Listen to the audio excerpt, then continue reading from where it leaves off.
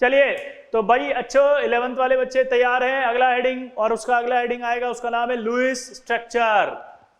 क्या आ रहा है अगला?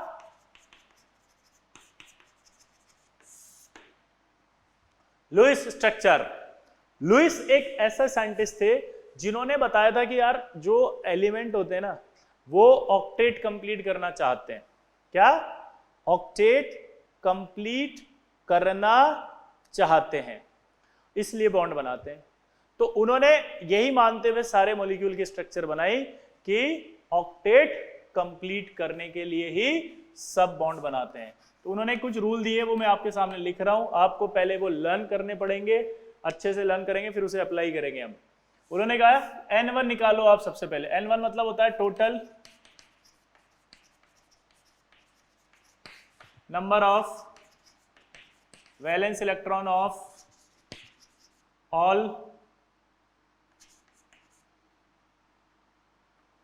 all atoms plus negative charge minus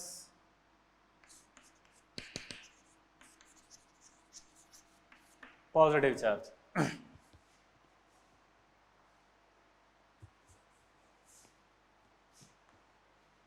ठीक है, अब इधर देखो। N1 का मतलब होगा total number of valence electron of all atoms. क्या बोला? Total number of valence electron of all atoms. Total number of valence electron of all atoms. अब अगर उसमें कहीं पर भी माइनस आ रहा है तो इसका मतलब ऐड कर देंगे, क्योंकि माइनस आने पर वो इलेक्ट्रॉन ऐड हो जाता है। और प्लस आ रहा है इसका मतलब इलेक्ट्रॉन निकल जाता है। प्लस आ रहा है इसका मतलब क्या होता है? वो इलेक्ट्रॉन निकल जाता है। तो आपको क्या करना है, यहां पर अगर नेगेटिव आ रहा है तो आपको ऐड करना है, पॉजिटिव आ रहा है तो माइनस कर देना, जितने भी पॉजिटिव चार्ज हो। ठीक है? N2 8 into all other atoms plus 8 into all other atoms plus 2 into hydrogen atoms. ठीक है? N3 जो होगा वो N3 होगा आपका N2 माइनस N1, और ये होगा number of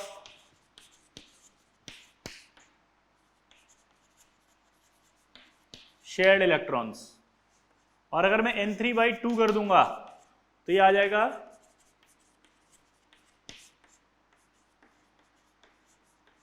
number of bonds. N4 ये आएगा N1 माइनस N3, और इसको कहेंगे number of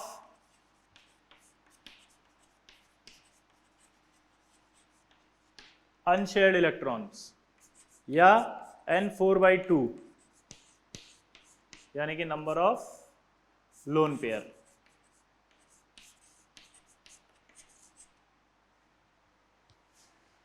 number of lone pair. तो ये आपको फॉर्मूले हैं, ये लर्न करने हैं। नोट करो पहले इसको जल्दी से, जल्दी। N1 बराबर total number of valence electron, जल्दी लर्न करो।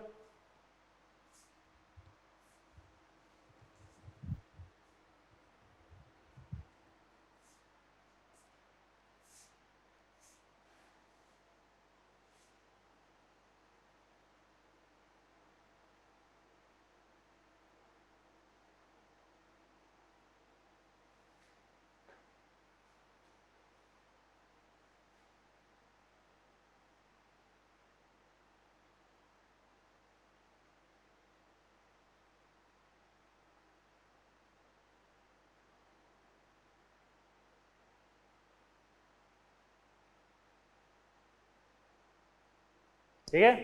अब इसके बाद एक और इसमें फॉर्मूला आता है, फॉर्मल चार्ज। मैंने आपसे बोला था कि फॉर्मल चार्ज क्या होता है, वो मैं आपको पढ़ा दूंगा आगे।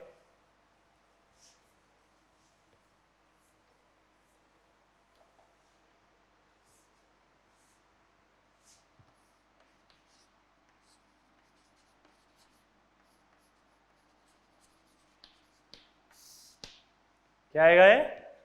Formal charge. फॉर्मल चार्ज होता है उसका मतलब होता है V minus S/2 minus U। V बराबर होगा वैलेंस इलेक्ट्रॉन, S बराबर होगा शेयर्ड इलेक्ट्रॉन्स, U बराबर होगा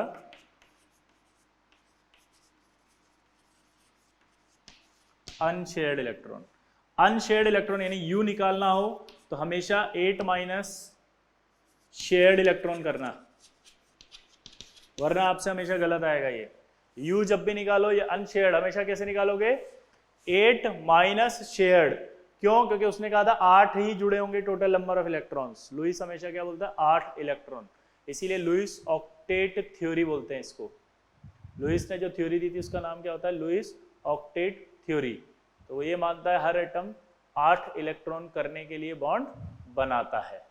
ठीक है, तो यानी कि 8 में से अनशेयर्ड कितने बचे होंगे? मान लो 6 शेयर्ड हुए तो ऑब्वियस ही बात है अनशेयर्ड कितने बचे होंगे? 2। 8 में से कम कर दो, अगर 8 के 8 ही शेयर्ड हैं तो अनशेयर्ड कितने हैं? 0, है ना? तो ऐसे निकालना है इसको। ये याद रखना, ये स्टेप हमेशा गलत होती है। अगर आप ये ध्यान नहीं रखोगे तो ये वैल्यू हमेशा गलत पुट कर दोगे आप। ठीक, तो ये आपने लिख दिया फॉर्मल चार्ज। नोट कर लो इसको फटाफट, चलो।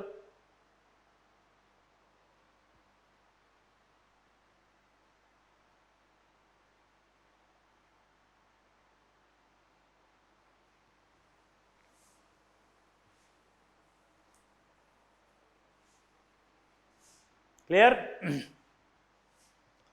अब स्ट्रक्चर बनाने के लिए सबसे पहले एक रूल है, और वो रूल क्या है? लिखो, सेलेक्ट द सेंट्रल एटम। आपको एटम, सेंट्रल एटम को सेलेक्ट करना है। लिखो, सेलेक्ट द सेंट्रल एटम,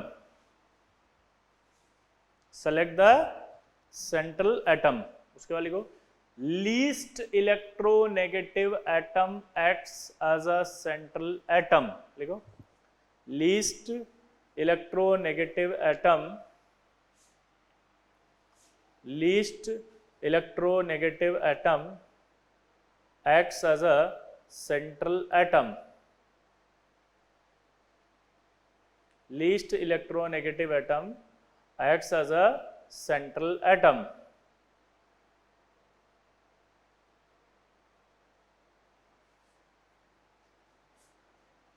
ठीक है, एक्सेप्ट हाइड्रोजन। हाइड्रोजन कभी भी सेंट्रल एटम नहीं हो सकता। क्या वाला? जल्दी बताओ। हाइड्रोजन कभी भी सेंट्रल एटम नहीं हो सकता।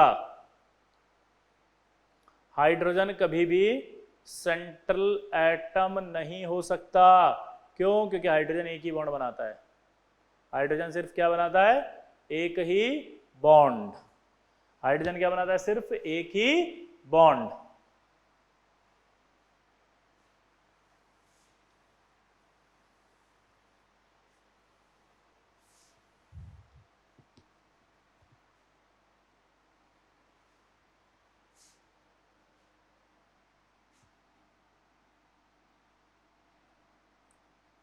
क्लियर?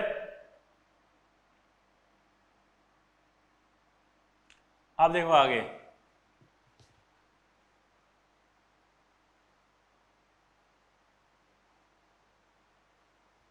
क्लियर हो गया तक? अब आपसे कहा जैसे कि COCl2 का आपको स्ट्रक्चर बनाना है। क्या बोला? COCl2 का स्ट्रक्चर बनाना है।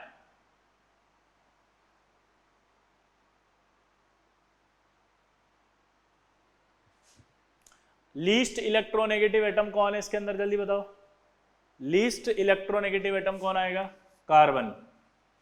लीस्ट इलेक्ट्रोनेगेटिव एटम कौन आएगा? कार्बन। ये लिख दिया, तो ये आपका COCl2 आ गया। लीस्ट इलेक्ट्रोनेगेटिव एटम कौन आ गया? कार्बन। क्लियर? कौन आ गया? कार्बन। अब सबसे पहले आपको यहां पर क्या निकालना पड़ेगा? इसका N1। अब कार्बन के वैलेंस इलेक्ट्रॉन निकालने पड़ेंगे पहले आपको।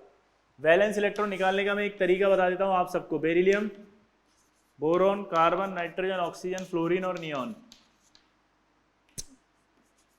बेरिलियम के नीचे मैग्नीशियम है, एल्यूमिनियम है, सिलिकॉन है, फॉस्फोरस है, सल्फर है, क्लोरीन है और ये आर्गन है।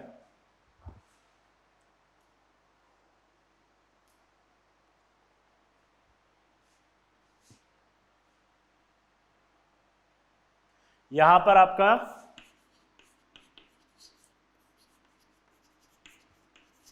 टोटल नंबर ऑफ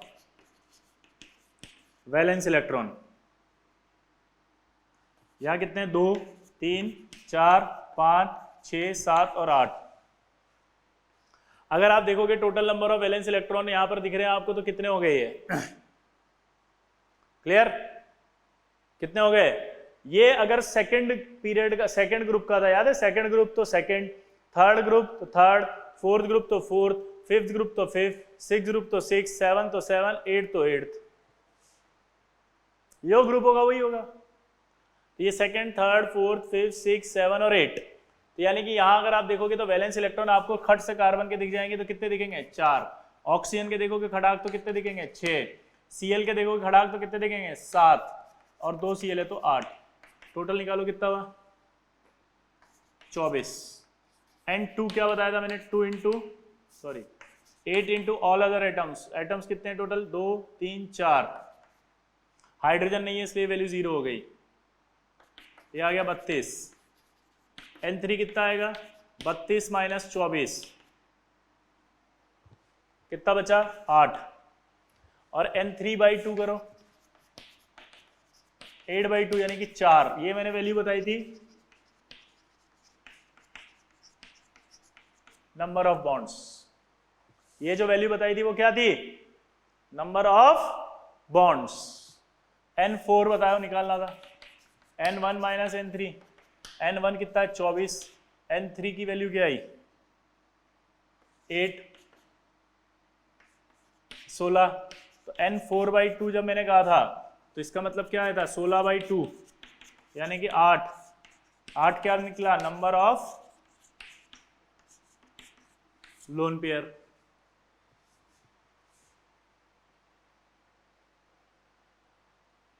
देखो आप आराम से समझना। वापस मुझसे कहा कि CuCl2 का स्ट्रक्चर बनाओ। चिंता मत करो, अभी इतना सारा पढ़ते हैं, उसके बाद में 1 मिनट बताऊंगा, डायग्राम ऐसे ही बन जाएंगे आपसे। वो सब पढ़ना पड़ता है लेकिन ताकि फील आती है हमें अंदर से कि आखिर कैसे बनते हैं। थोड़ा जितना डिटेल में पढ़ेंगे उतना अच्छा समझ में आता है बाद में। पहले ही शॉर्ट नोट्स बना के पहले ही शॉर्ट में पढ़ लेंगे तो फिर वो फील नहीं आती कभी भी। ठीक है, तो इसलिए पूरी फील पढ़ रहे हैं हम ढंग से। पहले N1 निकाला। N1 के लिए जैसी आपको जरूरत पड़ी तो क्या पड़ी? वैलेंस इलेक्ट्रॉन की। तो मैंने आपके लिए तुरंत लिख दिया कि वैलेंस इलेक्ट्रॉन कैसे निकालते हैं। जो जिस ग्रुप का होता है वही उसका वैलेंस इलेक्ट्रॉन होता है। जो जिस ग्रुप का होता है वही उसका वैलेंस इलेक्ट्रॉन होता है। तो अगर वैलेंस इलेक्ट्रॉन की बात करें तो यहां वैलेंस इलेक्ट्रॉन देखो आप क्या दिख रहा है? ये सेकंड ग्रुप का है तो सेकंड हो गया, थर्ड का है तो थर्ड, फोर्थ का है फोर्थ, फिफ्थ का है फिफ्थ, सिक्स का है सिक्स, सेवन का, एट्थ का। ठीक है, तो यहाँ पर आपके total number of valence electron आ रहे हैं 2 3 4 5 6 7 8।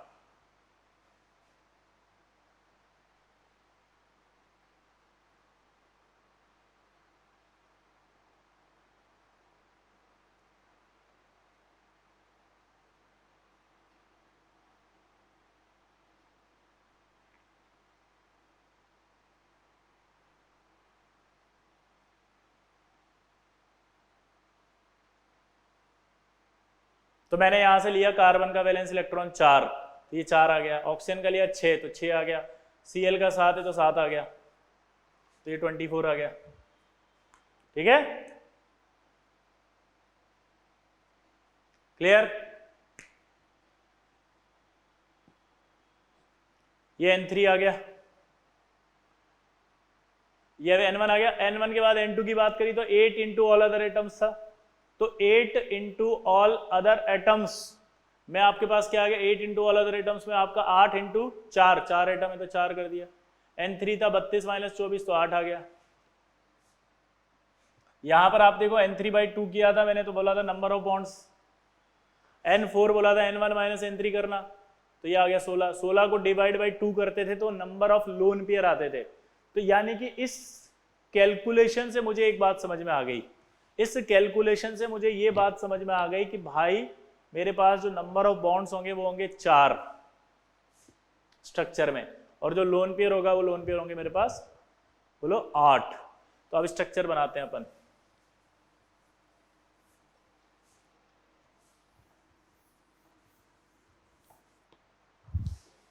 स्ट्रक्चर में सबसे पहले क्या कहा उसने, सेलेक्ट द सेंट्रल एटम, ये कार्बन है, ऑक्सीजन है, Cl है, least electronegative atom acts as a central atom, तो least electronegative atom acts as a central atom, ये आ गया लीस्ट इलेक्ट्रोनेगेटिव।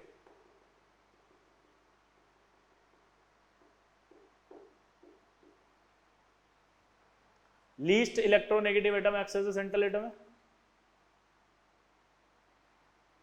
ये आपका लीस्ट इलेक्ट्रोनेगेटिव आ गया, ठीक है।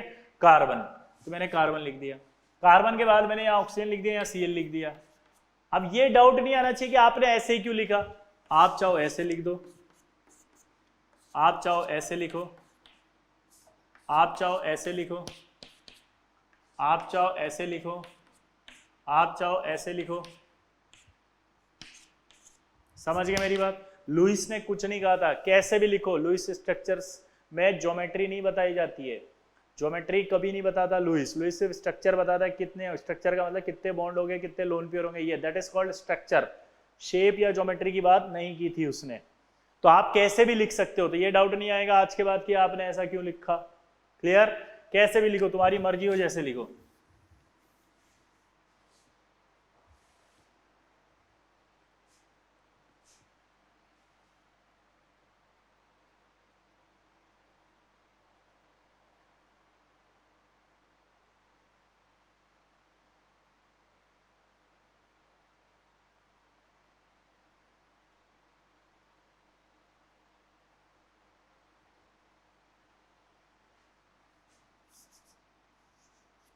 अब मेरे पास 4 बॉन्ड थे, तो आपको पता है Cl एक बॉन्ड बनाता है, ये Cl भी एक बॉन्ड बनाता है, ये Cl एक बॉन्ड बना रहा है, ये भी एक बॉन्ड बना रहा है Cl, ये ऑक्सीजन है, ऑक्सीजन आपको पता है 2 बॉन्ड बनाता है,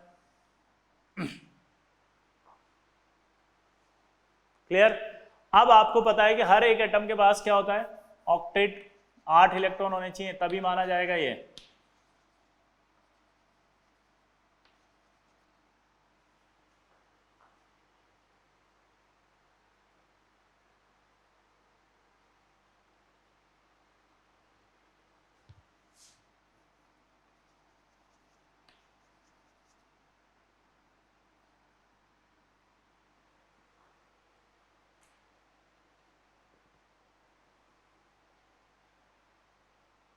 ये मैंने इलेक्ट्रॉन को डॉटेड कर दिया जानबूझ के, तो ये आपका dot dot dot dot dot dot dot dot dot dot कर दिया,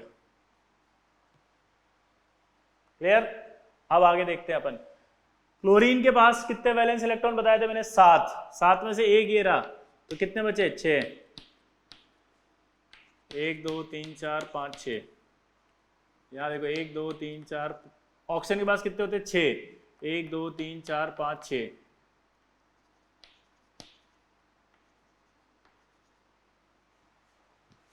ये 6 आ गया।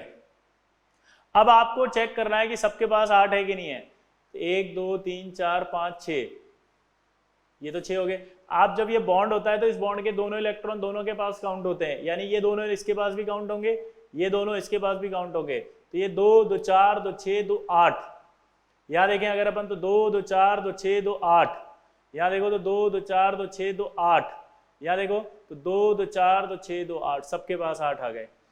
Total number of lone pair count करो कितने आ रहे हैं, देखिए 1 2 3 4 5 6 7 और 8, अपना कैलकुलेशन में भी 8 आया था। ये स्ट्रक्चर अभी सही है या नहीं है इसका पता लगाना है। स्ट्रक्चर अभी सही नहीं मानी जाएगी कब तक, जब तक स्ट्रक्चर सही नहीं मानी जाएगी, कब तक, जब तक फॉर्मल चार्ज नहीं निकाल लेते।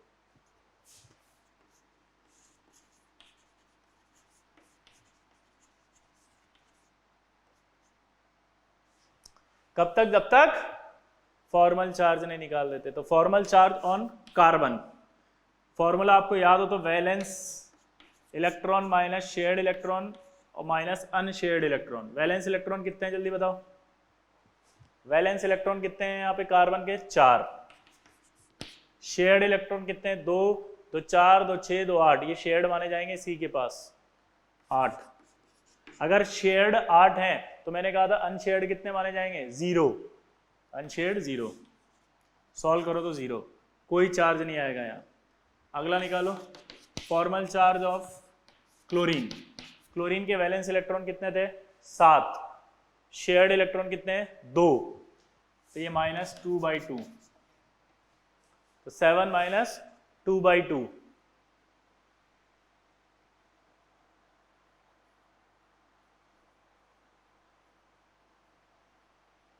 अब क्या करें, शेयर्ड के बाद अनशेयर्ड है, 2 शेयर्ड है तो अनशेयर्ड 6 आएंगे, क्योंकि मैंने कहा था 8 में से कम, क्या बोला 8 में से 2 हटेंगे तो 6 आएंगे, या फिर 0 आएगा, कैलकुलेट कर लो। फॉर्मल चार्ज ऑफ ऑक्सीजन, इस Cl का भी 0 आएगा, इस Cl का भी 0, सेम ही जुड़े हुए हैं देखो, तो वहां बात देखो, formal charge of oxygen, oxygen में कितने होते हैं वैलेंस इलेक्ट्रॉन 6, ठीक है, क्या लिखा है फॉर्मल चार्ज ऑफ ऑक्सीजन 6, तो 6 माइनस, अब क्या करें ऑक्सीजन में शेयर्ड कितने हैं 4, 4/2 माइनस, शेयर्ड 4 है तो अनशेयर्ड कितने होंगे 4, ये 4 वापस कितना है 0, तो यहां पर आप देखो सब में 4 0 आया फॉर्मल, तो यही स्ट्रक्चर इसकी मानी जाएगी COCl2 की, ये किसकी स्ट्रक्चर मानी जाएगी COCl2 की, इस तरह से लुईस स्ट्रक्चर बनाई जाएगी, क्या बोला जल्दी बताओ, इस तरह से स्ट्रक्चर बनाई जाएगी COCl2 की, नोट करो इसको।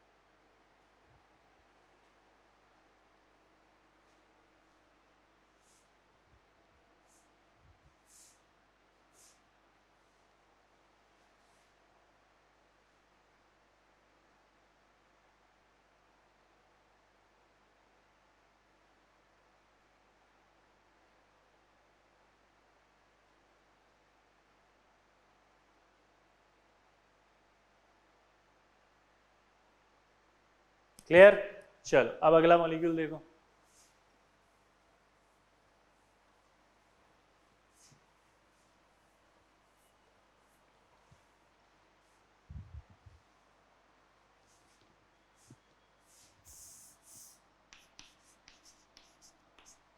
NO2 माइनस आ गया सपोज, N1 निकालो, वैलेंस इलेक्ट्रॉन नाइट्रोजन के कितने होते हैं 5, ऑक्सीजन के कितने थे 6, नेगेटिव आएगा तो 1 जोड़ोगे, कितना हुआ है 18, N2 कितना था 8 into all other atoms 3, N3 कितना होगा 24 माइनस 18 6, तो N3/2 करेंगे तो 6/2 यानी कि 3 यानी कि नंबर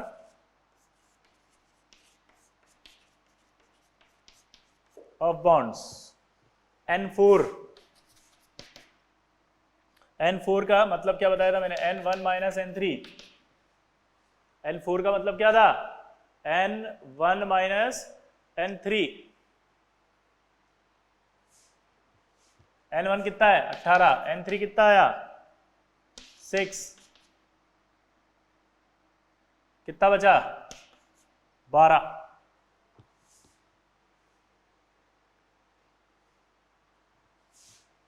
तो क्या है ये N4/2, 12/2 यानी कि 6 क्या आया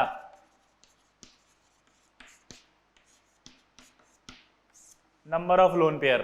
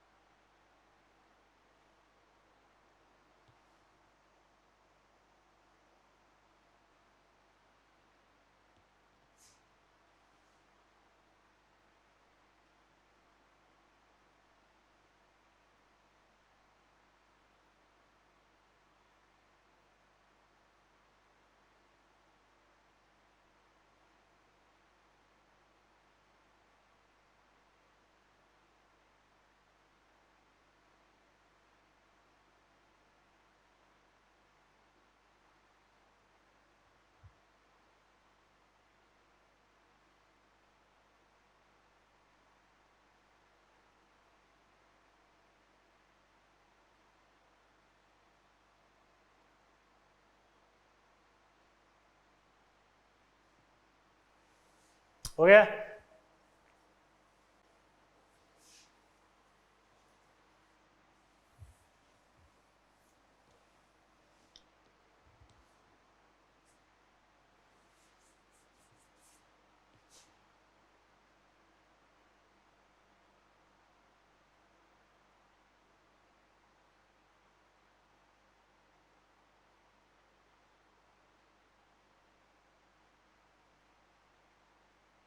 क्लियर?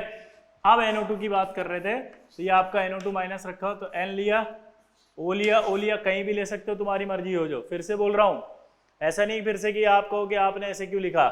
तो आप नंबर ऑफ बॉन्ड कितने आ रहे हैं कैलकुलेट करो, 3 आए होंगे, देखो आप ये 3 आ गए। अब 3 आने के बाद अब आपको क्या करना है, सबसे पहले फॉर्मल चार्ज निकालना है। आप चाहो तो यहाँ 2 बॉन्ड इधर लगा सकते हो, आप चाहो तो 2 बॉन्ड इधर लगा सकते हो, ठीक है। तो अब आपको क्या करना है, फॉर्मल चार्ज। सबसे पहले formal charge on nitrogen, formal charge on nitrogen. तो फॉर्मल चार्ज ऑन नाइट्रोजन ये रहा, नाइट्रोजन पे रखो। तो वैलेंस इलेक्ट्रॉन कितने हैं इसके,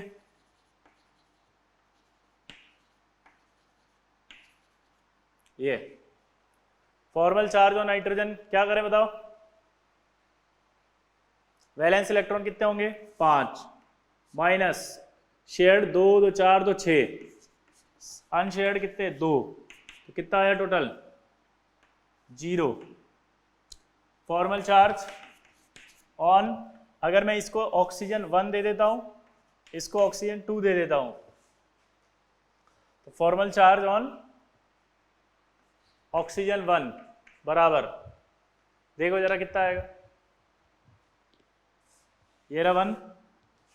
अब ये 1 आया तो शेयर्ड इलेक्ट्रॉन तो कितने आ रहे हैं इसके 4, वैलेंस इलेक्ट्रॉन कितने 6, शेयर्ड 4 और अनशेयर्ड कितने हुए 4, कैंसिल करो तो 0 आएगा, इसका फॉर्मल चार्ज भी 0।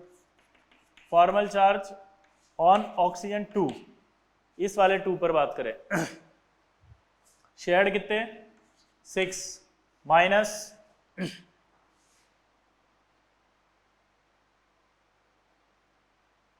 माइनस कितना होगा 2, 2/2 माइनस शेयर्ड के बाद अनशेयर्ड कितने 6, क्योंकि मैंने कहा था ना 2 शेयर्ड है तो 6 अनशेयर्ड आएंगे, सॉल्व करो इसको तो ये -1 आएगा,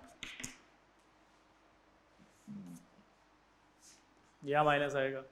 अब आप इसके टोटल लोन पेयर कैलकुलेट करो, 1 2 3 4 5, वैलेंस इलेक्ट्रॉन 5 होते हैं इसके पास, वैलेंस इलेक्ट्रॉन कितने होते हैं 5, तो ये आपका 2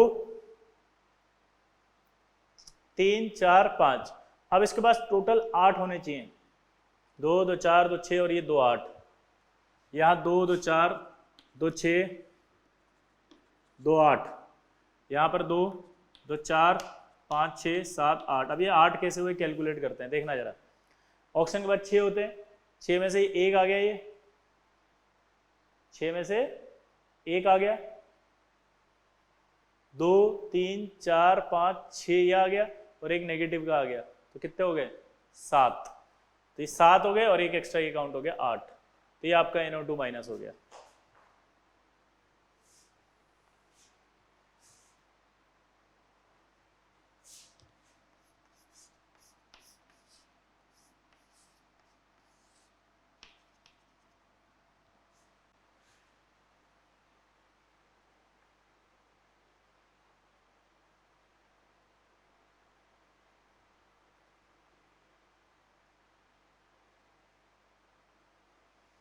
अब यहां पर एक खास बात छुपी हुई है, बताओ क्या, रेजोनेंस। क्या है ये, एक काम करते हैं यार, ठीक है, रेजोनेंस थोड़ा सा पहले ये समझ में आया नहीं है, बाद में बात करेंगे रेजोनेंस की। रेजोनेंस का मीनिंग होगा कि आप ऐसे भी लिख सकते हो, ऐसे भी लिख सकते हो, ठीक है, चलो पढ़ ही लेते हैं। लेकिन फिर रेजोनेंस फिनोमिना, रेजोनेंस कब होगा, जब कभी डबल बॉन्ड और डबल बॉन्ड ऑल्टरनेट पोजीशन पर आ जाए, डबल बॉन्ड और लोन पेयर ऑल्टरनेट पर आ जाए, डबल बॉन्ड और नेगेटिव ऑल्टरनेट पर आ जाए, डबल बॉन्ड और ट्रिपल बॉन्ड ऑल्टरनेट पोजीशन पर आ जाए, तो एक कंडीशन होती है रेजोनेंस। रेजोनेंस एक फिनोमिना है जिसमें क्या होता है कि ये आपका डबल बॉन्ड के साथ जाएगा, ये डबल बॉन्ड लोन पेयर के साथ जाएगा। इसको क्या कहते हैं अपन? रेजोनेंस। कैसे होगा वो मैं बताऊंगा अभी आपको बस ये देखना सिखा रहा हूं कि कैसे पता चलेगा आपको कि रेजोनेंस होगा या नहीं होगा। आपको कैसे पता चलेगा कि रेजोनेंस होगा या नहीं होगा?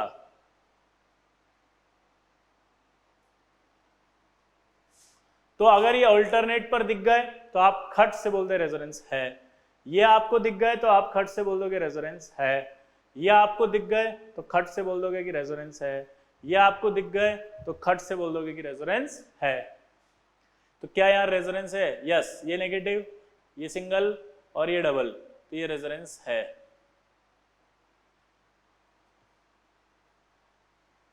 ये रेजोनेंस है।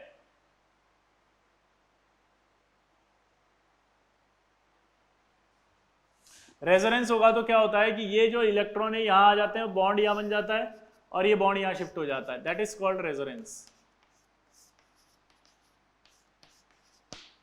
या यूं कहें कि जब आप स्ट्रक्चर बना रहे थे तो आप ऐसे भी कर सकते थे कि डबल बॉन्ड यहां लगाते और सिंगल यहां लगाते। तो ये स्ट्रक्चर भी लुईस के हिसाब से सही है, ये भी सही है। तो हम ये पूछ रहे थे लुईस से कि यार ये भी सही है, ये भी सही है, तो दोनों में क्या फर्क है? तो उसने कहा कि ये दोनों रेजोनेटिंग स्ट्रक्चर्स हैं। क्या कहा? कि ये दोनों रेजोनेटिंग स्ट्रक्चर्स हैं। क्या कहा उसने? कि ये दोनों रेजोनेटिंग है। तो वही बनी, देखो आप, ठीक है, ये रेजोनेटिंग स्ट्रक्चर बन गई। अब जब रेजोनेटिंग स्ट्रक्चर बनती है तो इन दोनों को मिला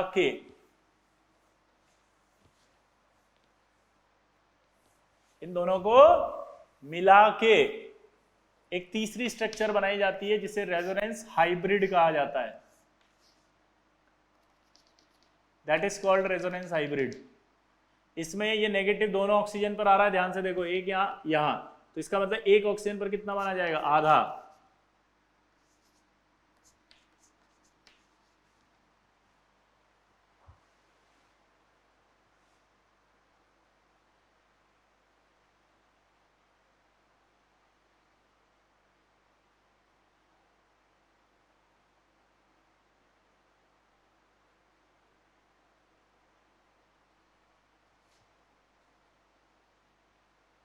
ठीक है,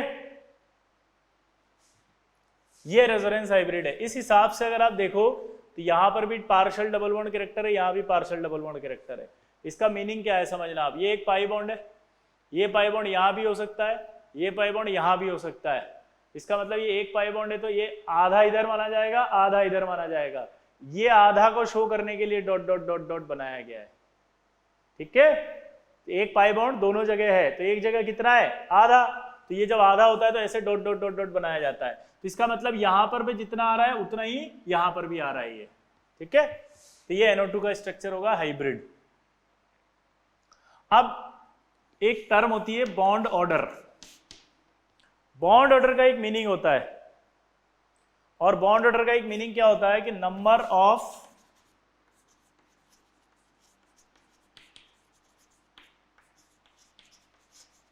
covalent bond between two atoms in molecules.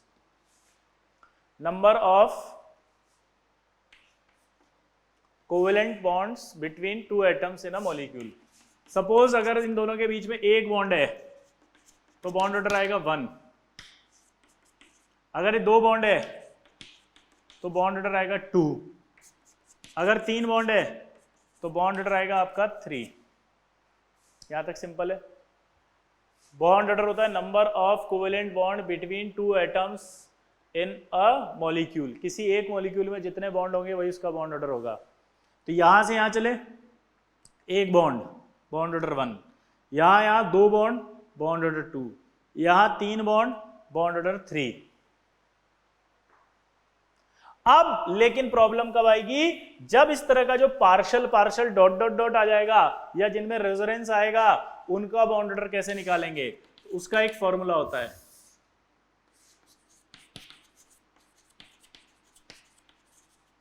Total number of bonds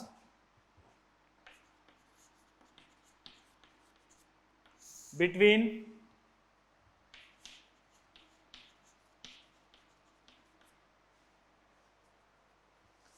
total number of bonds between two atoms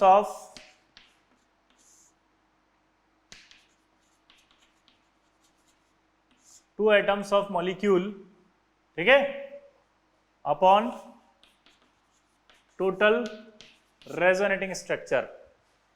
Total number of bonds between two atoms of molecule upon total resonating structure.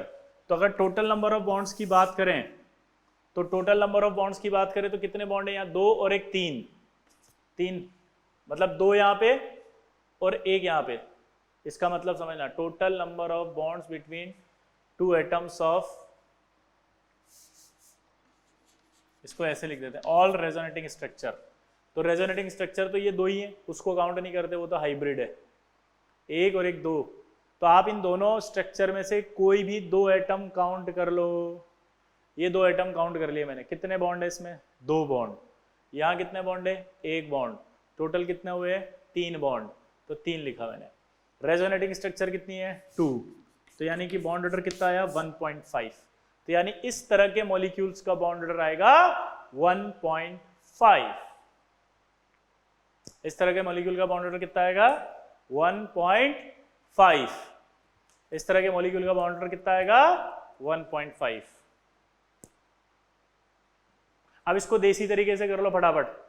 आप ये देखो कि इन दोनों के बीच में जो है वो दो बॉन्ड दिख रहे थे, लेकिन क्या ये ऐसा लग रहा था कि एक पाई इधर भी है और इधर भी है? हाँ, एक पाई अगर दो जगह है, दो जगह, तो एक जगह कितना होगा? आधा.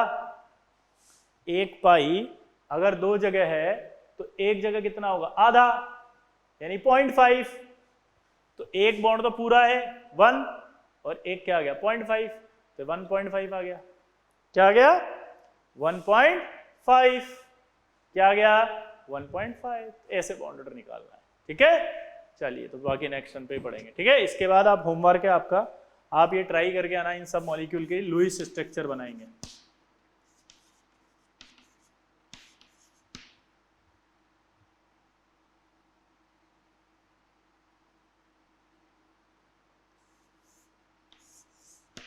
ठीक है, इन तीनों स्ट्रक्चर का लुईस बना के लाए. ठीक है, चलिए बाकी नेक्स्ट टर्न पे पढ़ते हैं.